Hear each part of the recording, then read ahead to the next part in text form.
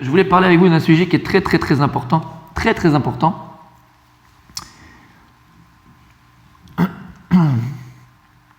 Et c'est ce qui va nous permettre, Be'ezrat Hashem, d'avancer dans Avodat Hashem. Ce qui va bien nous permettre d'avancer. Il y a une Mishnah dans Pirkei Avot. La Mishnah dans Pirkei Avot, elle dit comme ça. Je vais vous la lire.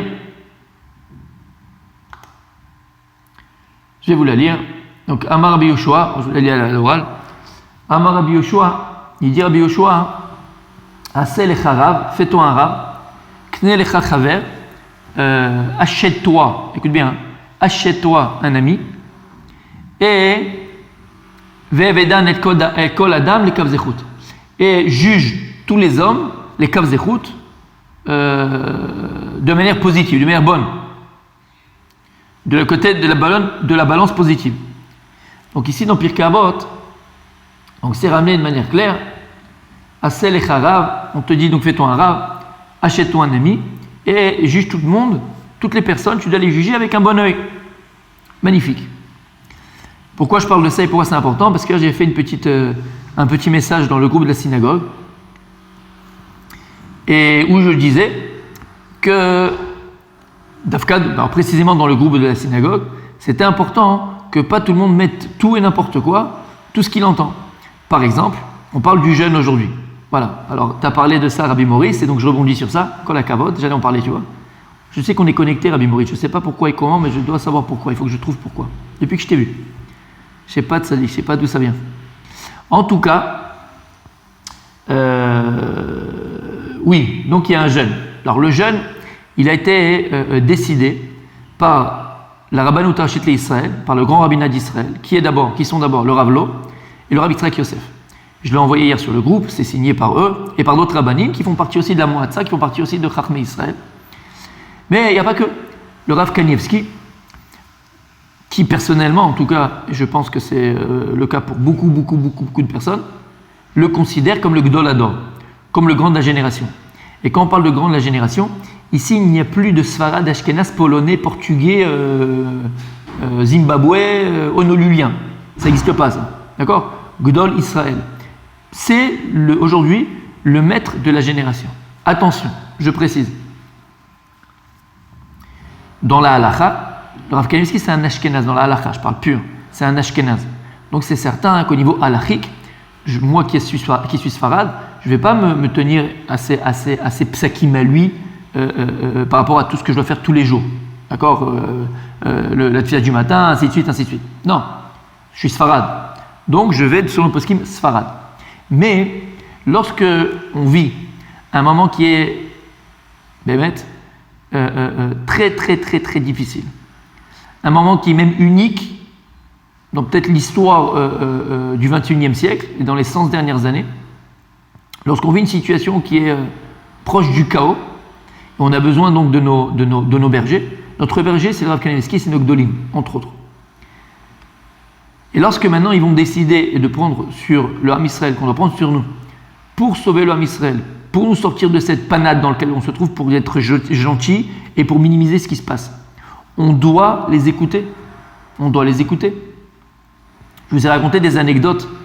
Je ne dis pas ça maintenant parce que j'essaye de entre guillemets, le réhabiliter, montrer que non, il n'a pas besoin de moi pour ça, c'est le Gdol Hador. Mais je vous dis, je vous racontais ces anecdotes que moi-même j'ai vécu avec le Rav Kanievski.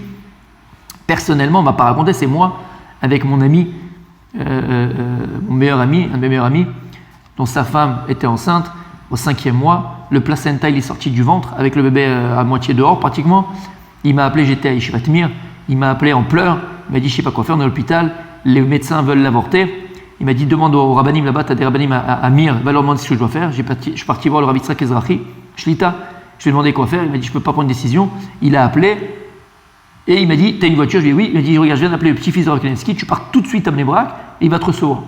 Donc c'est pas un moment où il devait recevoir les gens. J'ai pris la voiture, j'ai foncé, je suis arrivé, je suis rentré. Sur la route, j'ai demandé à mon ami ce que disaient les médecins. Il m'a dit, il y a 14 médecins qui l'ont vu, les 14 ont dit, elle doit avorter, elle est en danger de mort, elle, si on n'a pas le bébé.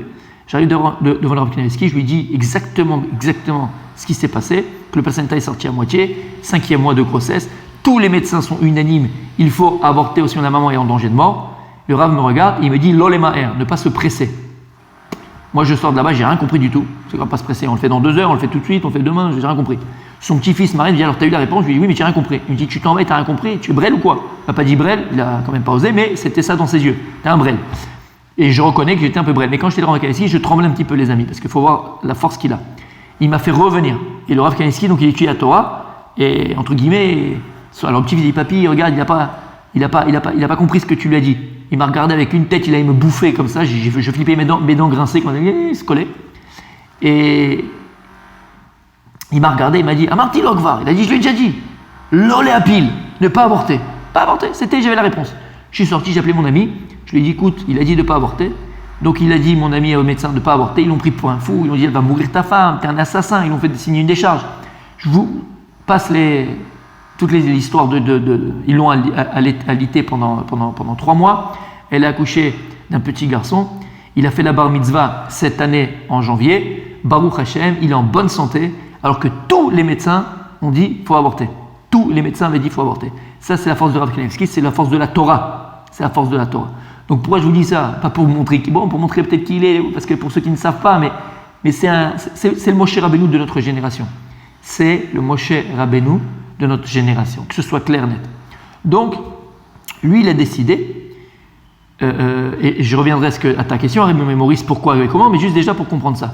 Il a décidé, et pas le seul, avec d'autres grands de la génération, qui sont le Rav Lo et le Rav Yitzhak Yosef, qu'on était en temps de Tzara. C'est un moment de Tzara les Yaakov. C'est un moment comment on dit Tzara, les amis? Quelqu'un peut m'aider? Tzara de malheur pour le peuple juif, de souffrance, exactement. De souffrance, de peine et de malheur pour le peuple juif.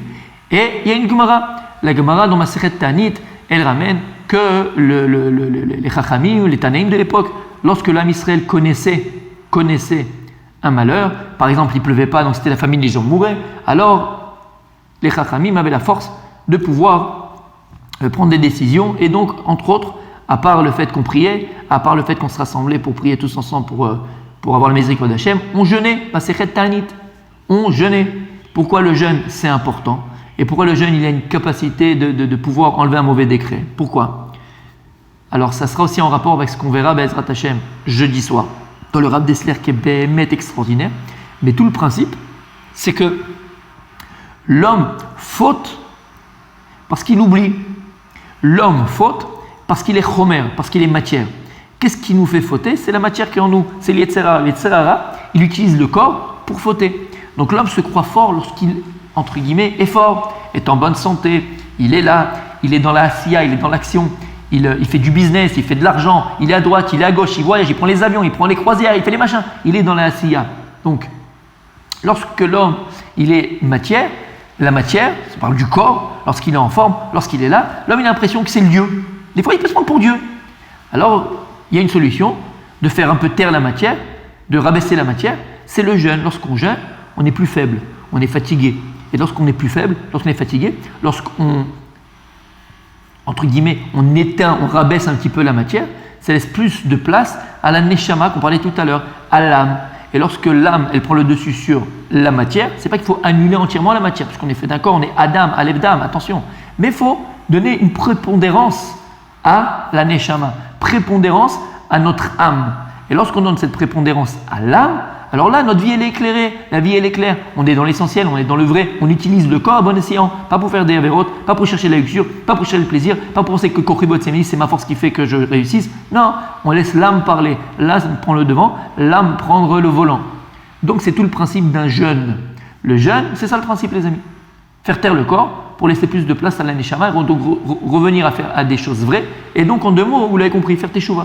Donc, c'est pour ça qu'on jeûne à Kippour, c'est pour ça qu'on jeûne à Tisha B'Av, c'est pour ça qu'on jeûne à des moments très particuliers de l'année où il y a eu des Et Sarah, où il y a un moment de souffrance pour le peuple juif, pour faire teshuva. C'est la question qu'on avait posée, je ne sais pas si vous vous rappelez, par rapport à Purim. J'avais posé la question, pourquoi est-ce qu'à Purim on jeûne? On avait la réponse qu'on avait donnée, on peut le voir sur internet, le cours y est, d'accord?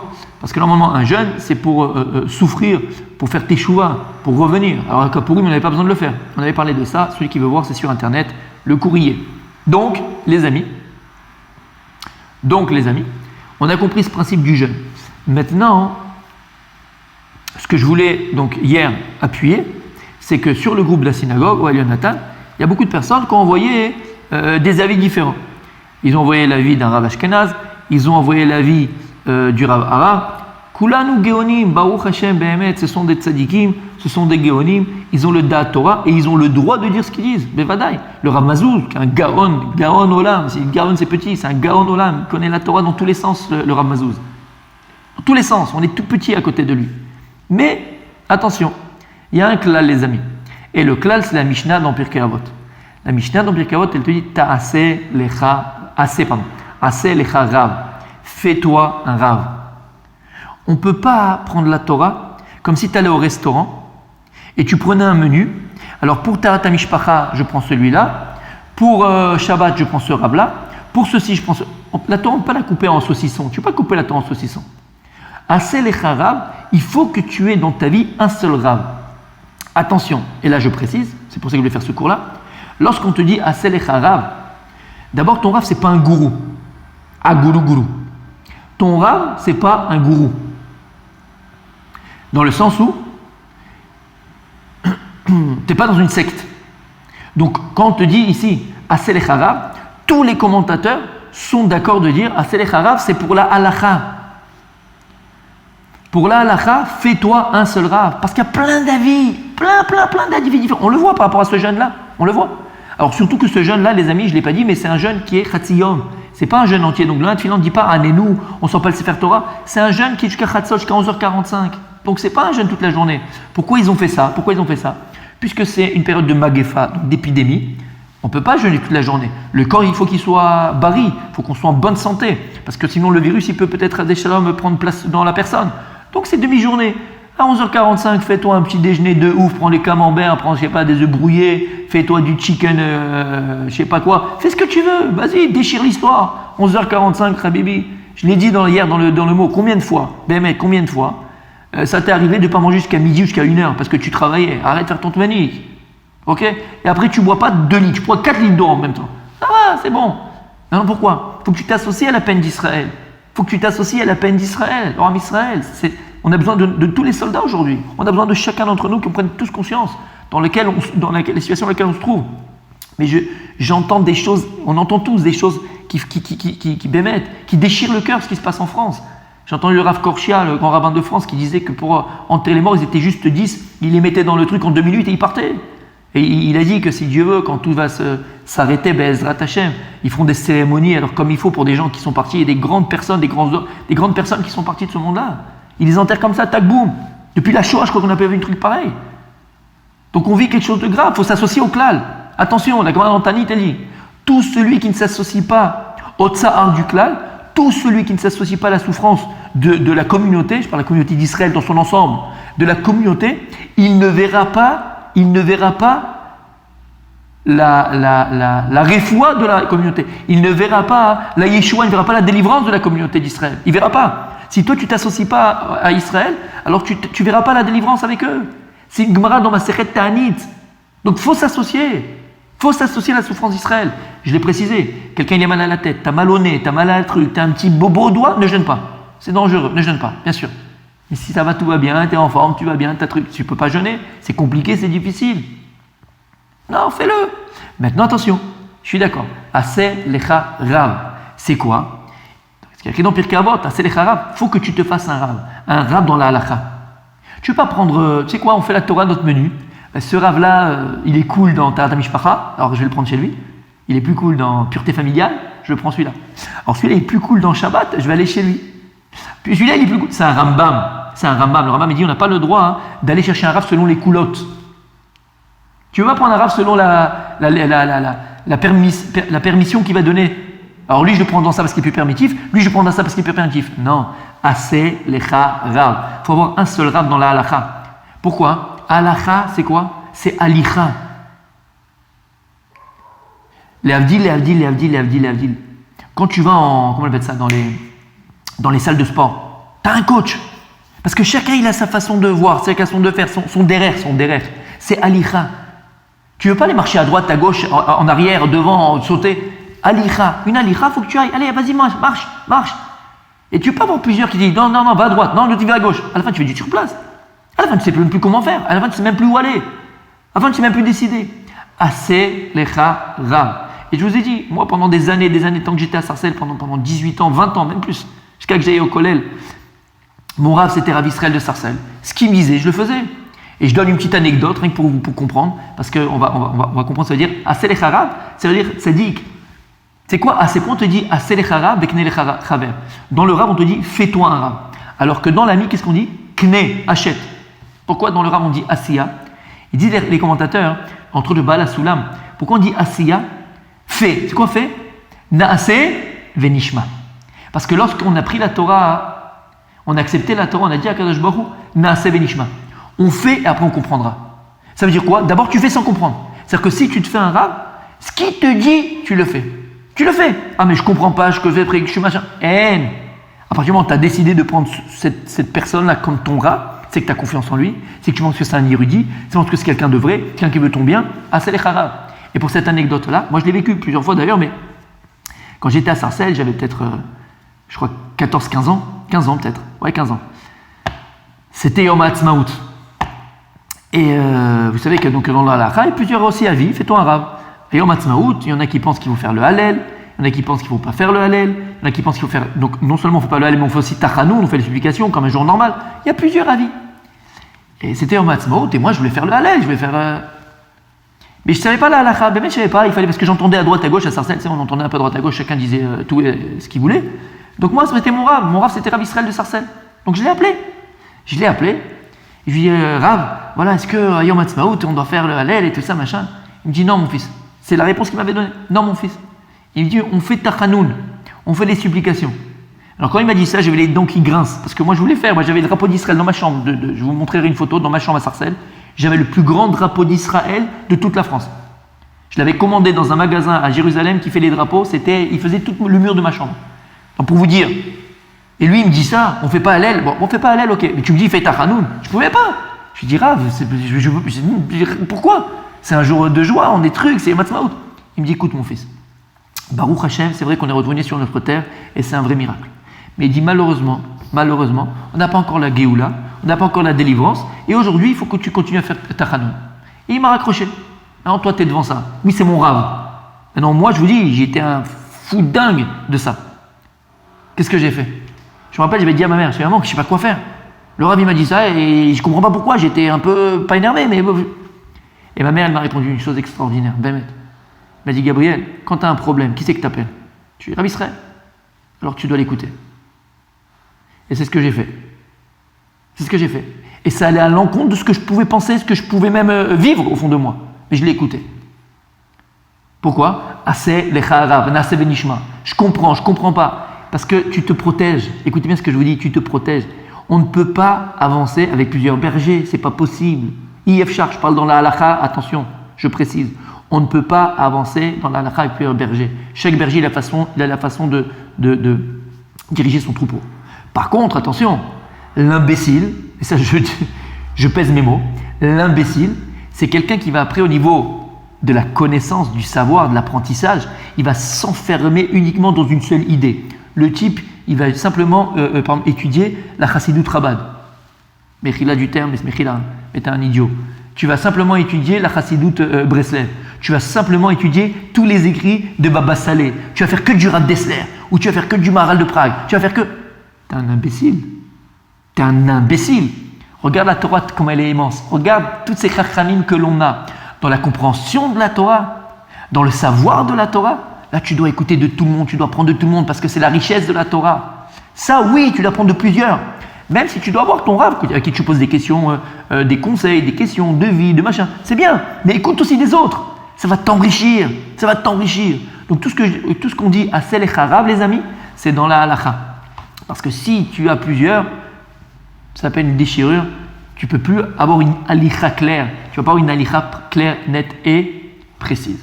Donc, les amis, l'importance d'avoir un Rav. Et Baruch Hashem, c'est pas ce qui manque Israël, Behemet, Blainara. Blainara, il y a beaucoup de rabbanim qui sont vraiment érudits, qui connaissent, qui sont vrais, qui sont bons, qui savent diriger. Kol hakavod. Kol echad, chacun, comme il le ressent, comme il est, de se faire donc un Rav. Kol echad ve'echad. Chacun, selon ses affinités, il faut avoir une affinité avec le Rav. Il faut se sentir bien avec le Rav. Il faut pouvoir aussi lui poser toutes les questions, ne pas avoir honte de lui poser des questions parce que c'est Julien, t'arrives pas à te connecter? Julien, il est là? Rabbi Julien, t'es là? Ah, parce que tu m'avais envoyé un truc, je viens de le voir maintenant.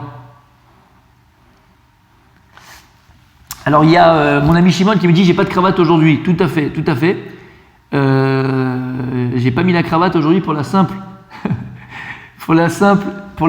et bonne raison, c'est que j'ai du mal un petit peu là, je sais pas pourquoi le col il me dérange un peu. Donc j'ai préféré d'être comme je jeûne en plus et préféré être plus à l'aise. C'est ma marche pour le jeûne pour être plus à l'aise. Ça me dérange. Parce qu'il faut savoir que je me justifie pas de sadique, mais il n'y a que toi qui me regarde vraiment. Ah, qu'est-ce que je t'aime. Il n'y a que toi qui me regarde vraiment. Je rigole, bien sûr. En tout cas, c'est un principe fondamental dans la Torah. Aseh lecha rav. Fais-toi un rav. Maintenant, écoutez bien. En Bémet, là, un petit quart d'heure avant d'être connecté. Alors, j'ai regardé les Pirkei Avot, Aseh lecha rav, et il me venait un chidouche. C'est un chidouche personnel. Alors, j'espère que c'est Emet, et j'espère que vous allez apprécier. Parce que dans le Pirkei Avot, regardez ce qu'il y a écrit. Aseh lecha rav. Fais-toi un rav. Kne lecha chaver. Achète-toi un ami. Ve'evedan leko adam lekav zechut. Et donc, après on te dit, juge chaque personne d'un bon œil. On peut expliquer cette Mishnah de différentes manières, mais je voudrais peut-être l'expliquer d'une manière un peu différente qu'on a l'habitude. Et en vérité, peut-être que ce que nous dit Rabbi Yehoshua, c'est que c'est une suite logique. Dans le sens, écoutez bien, on parle d'une seule chose. On ne parle pas maintenant de deux personnes différentes. On parle d'une seule personne. Au début, tzadik, aseh lecha rav. Au début, il faut que tu te fasses un rav. Dans le sens asiya. C'est quoi asiya? Naseh benishma. Il faut que tu sois entièrement, entre guillemets, ton sechel et ton cœur entièrement dévoué à ton rav. Dévoué dans le sens que ce qu'il va te dire, tu le fais. Exactement l'exemple que je vais donner avec Rav Israël. Oui?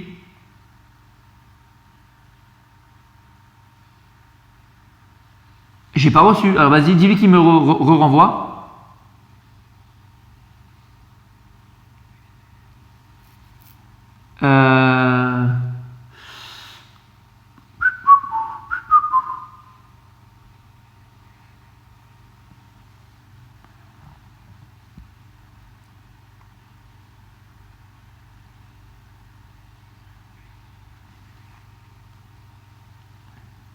J'ai pas, hein. Il n'est pas dans le bon. Dis-lui qu'il va être dans celui de 9h.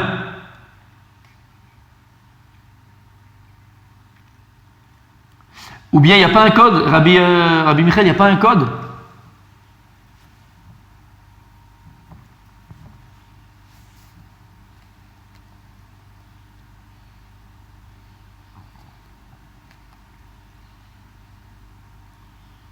Il y a une salle d'attente.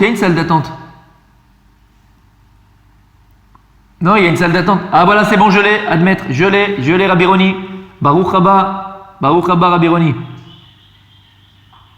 Alors lui, ah ouais, le kiff. Ah lui, il est en plein kiff derrière. Il est en plein kiff. Rabbi Sébastien, c'est pour toi ça.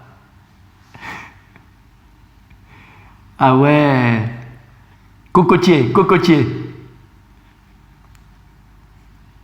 Non, c'est magnifique, reste comme ça, c'est magnifique. Ah, il est beau. Ça me fait rêver, reste comme ça.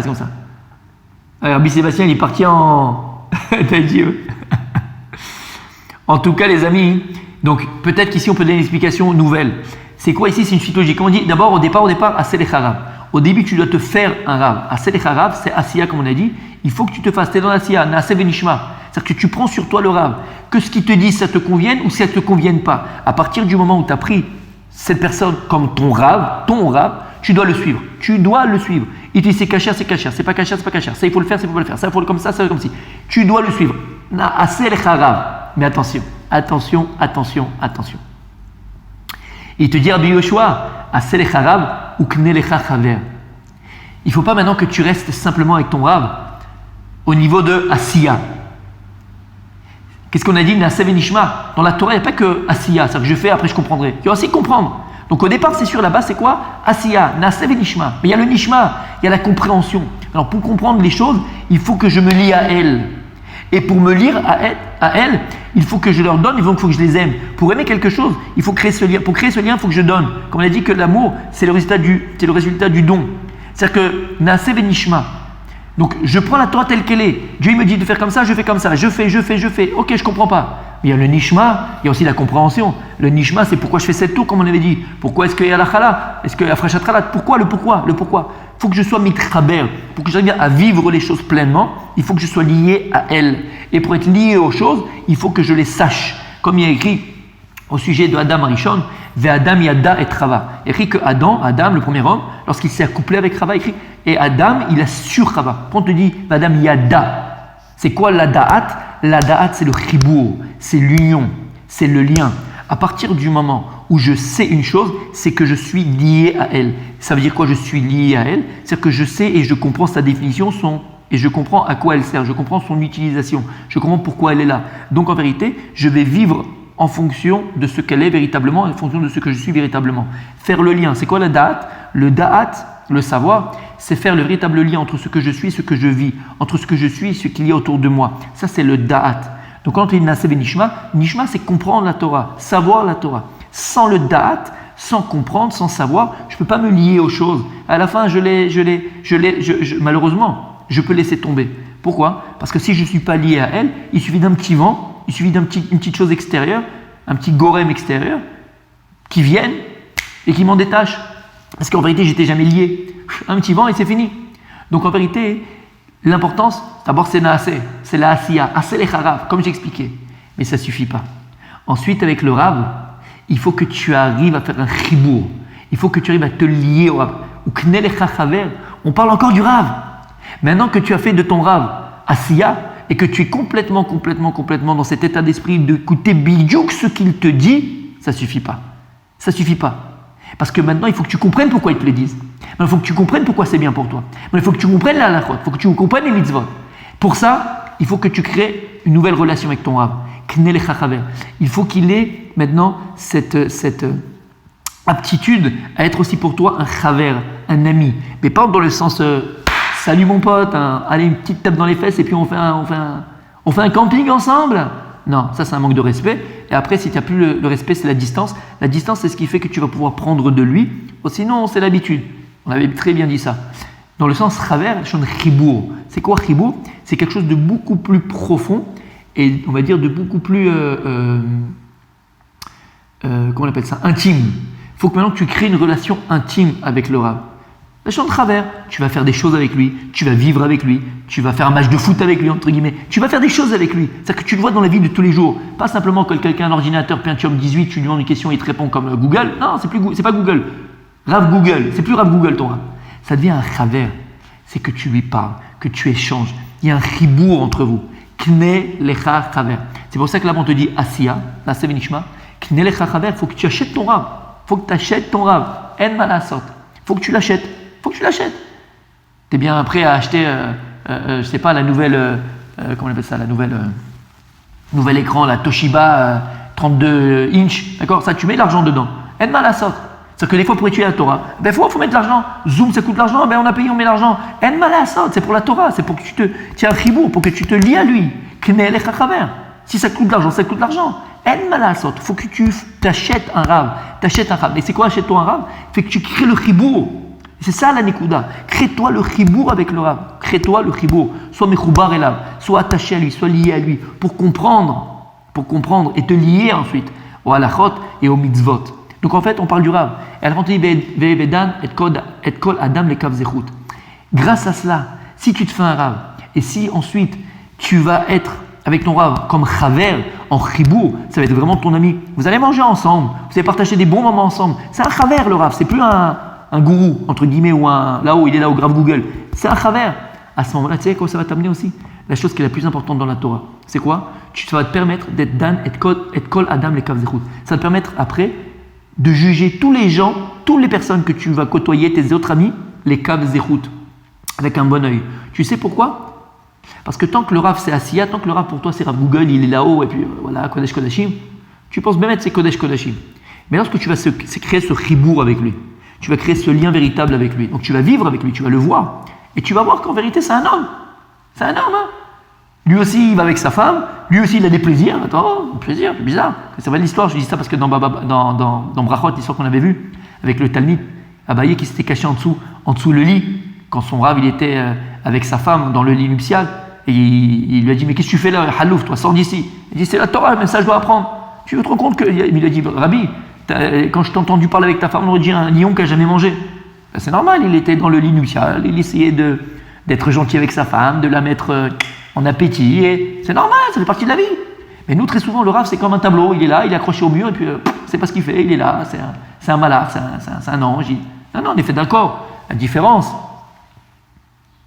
La différence, c'est qu'on doit normalement, donc comme j'ai dit, la Neshama doit avoir le dessus sur le corps. Donc on doit avoir le dessus sur le corps, on doit utiliser le corps dans la mitzvah, dans la Torah, dans le bon, dans le bien. Et lorsque tu vas vivre comme ça avec le Rav, tu vas te rendre compte que même des fois le Rav il peut faire même des erreurs. Là je parlais dans le bien, même des erreurs. Tu vas rendre il a fait des erreurs. Et que des fois il s'est énervé quand il n'est pas s'énerver. Et des fois, mais alors ça ne le rend pas plus mauvais. Et tu vois quoi? Qu'il a fait tchouva. Tu te rends compte? Non, je ne le dirai pas, Rabbi Michael, je ne le dirai pas. Je ne le dirai pas ce mot-là. D'accord? Mais tu te rends compte qu'il a fait des erreurs, mais qu'il a fait tchouva. Et bien tu vas te rendre compte que, bah oui. Alors même les gens à l'extérieur, parce que pourquoi on compare les gens, on dit, ah regarde celui-là. Parce qu'on a, dans la comparaison, on a des gens avec qui on peut comparer. Regarde comme celui-là c'est un tzaddik et celui-là c'est un rachat ou celui-là c'est un naze. Non, on a tous nos faiblesses. Et tu vas te rendre compte que chaque homme, eh bien, il a ses faiblesses. Parce qu'à partir du moment où il y a un corps, il y a des faiblesses. Et donc ça va t'amener à quoi à la fin? Ce chibour-là, à être dan et kodam le kavzechut. Ben, je comprends. Même mon Rav, des fois, il a des faiblesses. Même mon Rav, des fois, il fait pas ce qu'il faut faire. Même des fois, il a. Même. Alors, Dadaï, il n'est pas parti à Ibiza avec des copines. Mais je dis dans sa grandeur, mon Rav, alors lui aussi, il a eu des moments où il n'était pas 100%. Rabbi Julien, je ne le dirai pas non plus. Je ne le dirai pas non plus. Mais c'est exactement ça qui est écrit. Alors, c'est un chidouche personnel, Bémet, mais je pense que c'est Emet. On parle de la même chose. À Selechara. Donc d'abord ça va être ton Rav, Mamash, ce qui t'est ici, ça suffit pas. Achète ton Rav, achète-le par tous les moyens, achète-le. Mets-lui un peu de boukha, un peu d'anamchot, fais-lui l'apéritif, crée le chibour avec lui, et grâce à ça, tzaddik, tu arriveras, la plus belle chose, c'est que tu auras Aïn Tova autour de toi. Pas simplement par rapport aux gens, mais par rapport à ta vie. Tu verras ta vie complètement différente, de manière positive, constructive. C'est ça à quoi ça va t'amener. Yafé Meod. Donc ça, les amis, c'était le sujet premier du Rav.